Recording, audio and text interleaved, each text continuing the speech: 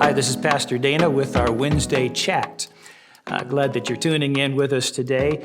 You know, last Sunday, I hope you caught the online service. That was pretty exciting, but I got to tell you, there was a scary moment for me. At the very beginning of the service, we had this Mother's Day video come on.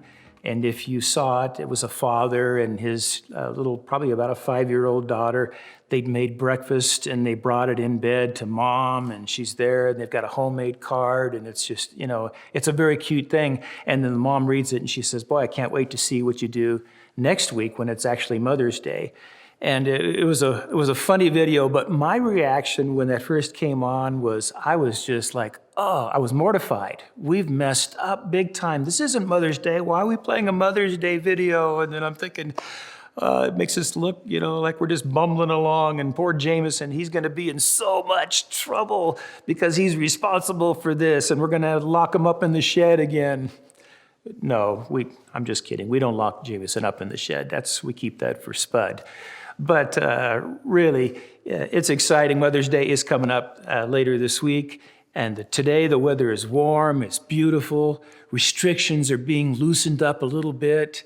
And that feels pretty exciting, right? I was thinking about some of the lockdowns that people in the Bible experienced. And as I was thinking about that, there's really quite a few. Joseph, he spent time in a pit and he spent time in prison. And Daniel, he was locked up in the lion's den. Peter and John were arrested and thrown in jail, so they experienced lockdown. And then there was Peter by himself later. Paul the Apostle spent a long time under lockdown. And Noah, I think Noah's the worst because if you kind of look through the timeline, he spent a little over a year in lockdown on that ark. I don't think that was a pleasant experience if you're an animal lover, you might think, oh, that'd be great. But I'm thinking more in terms of the aromas and all those kinds of things. It just seems like a very uncomfortable situation for a year. But I want to think about another one. John, the Apostle John, on the island of Patmos. Here he is, exiled on that island, the last of the apostles. His public ministry is over. His devotional life is thriving, even while he's in lockdown. Boy, let that be an encouragement to you. Let your devotional life continue to thrive while you're in lockdown. It says that he was in the Spirit on the Lord's day when a trumpet-like sound rocked him. And turning around, John saw an overwhelming display of Jesus. John's legs buckled as he saw Jesus' face like the sun shining in all of its brilliance. Let me read this from Revelation 1, 12 through 19. John writes, "When I turned to see who was speaking to me, I saw 7 gold lampstands, and standing in the middle of the lampstands was the Son of Man. He was wearing a long robe with a gold sash across his chest. His head and his hair were white like wool, as white as snow, and his eyes were bright like flames of fire.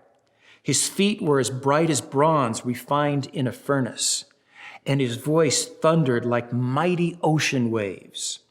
He held 7 stars in his right hand, and a sharp 2-edged sword came from his mouth, and his face was as bright as the sun in all its brilliance.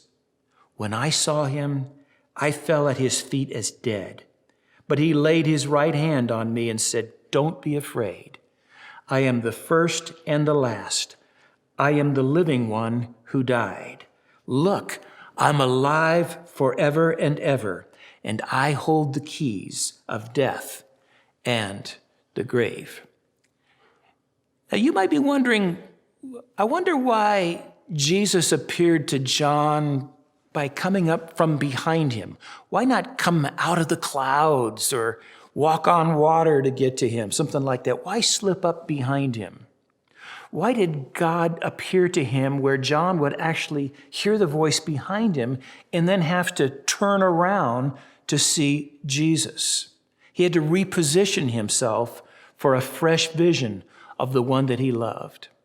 Well, here's how I think this kind of relates to us in our lockdown, Jesus is wanting to speak to us, wanting to show us fresh revelation of himself.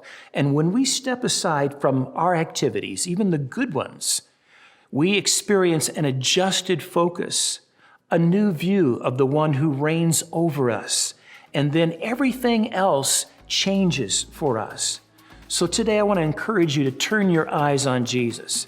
And if that means turning your back on everything else that currently distracts you, do it. But allow your focus to be shifted and soak in his wonderful presence. Hope you have a great week.